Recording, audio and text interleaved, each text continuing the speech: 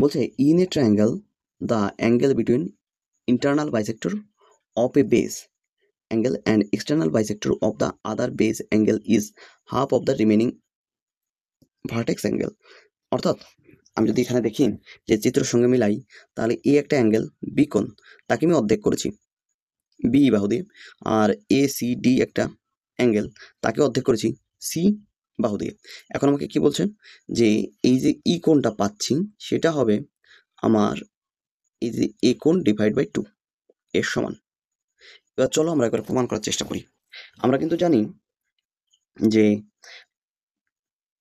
এ কোণ plus B কোণ, দেখো এই জিনিসটা আমরা জানি নাকি, ইকুয়াল টু, আমি কিন্তু এক্সটার্নাল কোণ ধরছি, এক্সটার্নাল সি কোণ, আমি তোমাদের কিন্তু বলে দিচ্ছি এক্সটার্নাল সি কোণ। এখন দেখো আমি যদি প্রত্যেককে 2 দিয়ে ভাগ করে দিই, তাহলে এ কোণ ডিভাইড বাই 2 প্লাস বি কোণ divide by 2 equal to C কোণ ডিভাইড বাই 2। আর অপরপক্ষে আমি কিন্তু এ বি সি এই ত্রিভুজের ক্ষেত্রে আমি এটা নিয়েছি। এবার অপরপক্ষে যদি বি ই সি এই ত্রিভুজের ক্ষেত্রে নিই, আমার কিন্তু এই কোণটা কত সেটা আগে ভাবতে হবে। এই কোণটা কত, বি কোণ ডিভাইড বাই 2 এরকম, হ্যাঁ। আর এই কোণটা আমার কত হয়ে গেল, এই পুরো কোণটা যদি সি হয়, পুরো কোণটা যদি সি হয়, এই পুরো কোণটা যদি সি হয়ে যায়, তাহলে আমার এই পাশের এই কোণটুকু কত, এটুকু আমাদের ভাবতে হবে, এটা সি ডিভাইড বাই 2।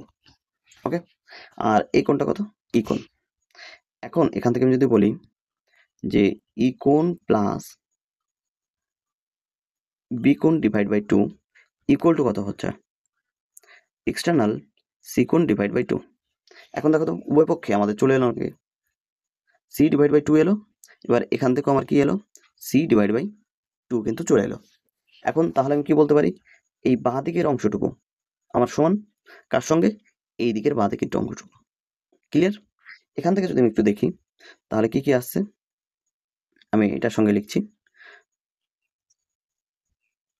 ই কোণ plus b divide by 2 equal to a কোণ ডিভাইড বাই 2 প্লাস বি কোণ ডিভাইড বাই 2। আমি কোনটা নিলাম, এইটুকু এখানে নিয়ে নিলাম। ওকে, এবার আমি বি ডিভাইড বাই 2 এটা আমি কি করলাম, কেটে দিলাম ওই পক্ষ থেকে।